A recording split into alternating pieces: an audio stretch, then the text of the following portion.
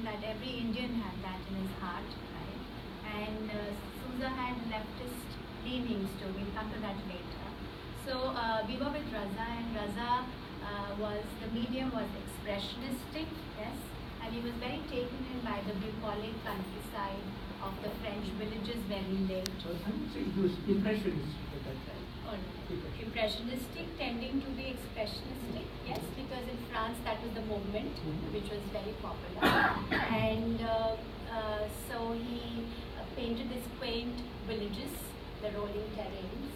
But then in the 70s, when he went to the 70s, going on to the 80s, something happened. He became very unsatisfied with what he was doing, and he wanted to evolve further, yes. And he came back to India, visited Ajanta, Ellora, went to Gujarat, Rajasthan, Kashmir, and reread the scriptures of India. And he came out with the Bindu. Yes, he came out with the Bindu, the ubiquitous Bindu, which became part of all his paintings. Yes. So,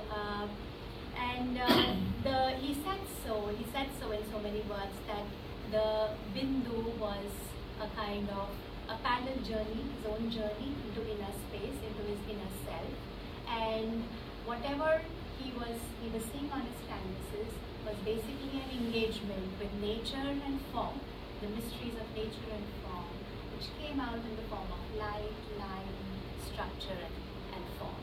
So, and he surrounded the Bindu later with the Tribhuj and many other icons of Indian cosmology and philosophy.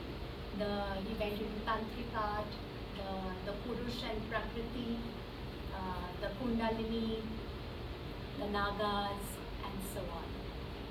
And like Ranjit Hoskote from Bombay has said that Raza was a pilgrim of intensity. The more intense he became, the more strong his search became for an inner journey, the better his canvases turned out. And he became very popular. And I think the Bindu, he saw the universe in a Bindu, just like William Blake said, to see the universe in a grain of sand, and heaven in a wild flower, eternity in the palm of your hand. And so he saw the universe in the Bindu. And the Bindu might be surrounded by different things, but that remained very much. So Victor, do you think that he also kind of continued to paint other, like the cityscapes and the landscapes, or he was just painting the landscapes of the mind now, and had gone into abstract art completely? I think that was it.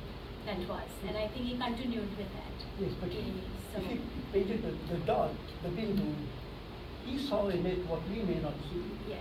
So that represented the whole world to him. What changed was the way he worked with the colors and the shapes around the dot. And his colors are very intense. The way he juxtaposes, it's quite fantastic. I do not like that kind of painting. See, what's the difference between one and the other? They all look the same to me, but not with Raza. Raza's paintings hold you. And with many people, the Bindu paintings are very significant. How do you feel about it? No, I like them very much. Actually, Raza narrated to me the story how Bindu came in his work. He said he had a teacher who used to ask him to look at a dot in the blackboard. He had been his headmaster. So there's a point of focus. Yeah. There's a point of focus, and that slowly got into his painting. That's what he mentioned. Of course, he was a very, very plural man. He went, I think all of us, all the artists from Goa, took them to his house, and of course, apart from giving us very good whiskey and wine, he told us wonderful stories. And one of the important things he did was every week he visited a mosque, a church, and a temple. So that Bindu was really a very plural Bindu. Yes. Very That was good. Yeah. I didn't know that. That's very true, because he said he was a very restless child, and so his headmaster drew that Bindu and told him to sit and look at that and concentrate. So that remained with him all the time. So, and then now of course Raza is selling, like we said, Saurashtra, Later, and Red Sun have both sold for crores of rupees. So very, very So popular. his foundation is very, very. This dialogue is supported by the foundation, Supported by and they're going to support a lot That's more why- projects. Yes. That's why we began with it. So, now moving on to K.H. Hara. And so he was the son of a chauffeur born somewhere near Sikandrabad.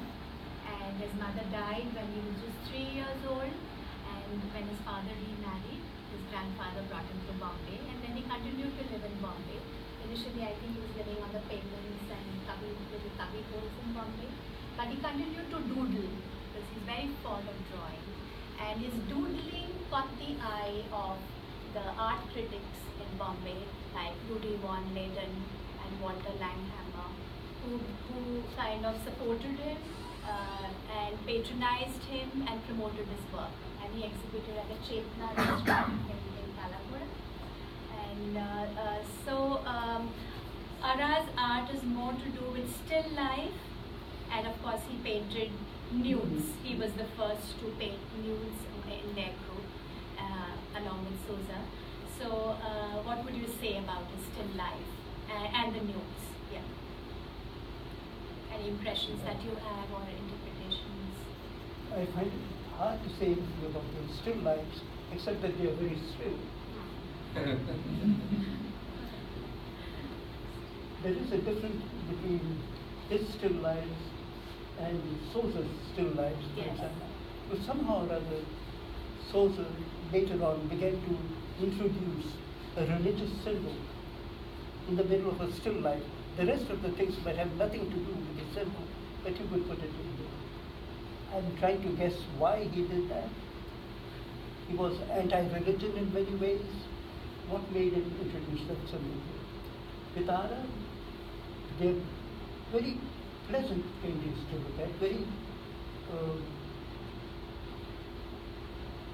I can't find the right words for this. Very rested. They sit. They don't engage me. All right. And I don't know whether he really put himself into it. Everything is proper, everything is fine.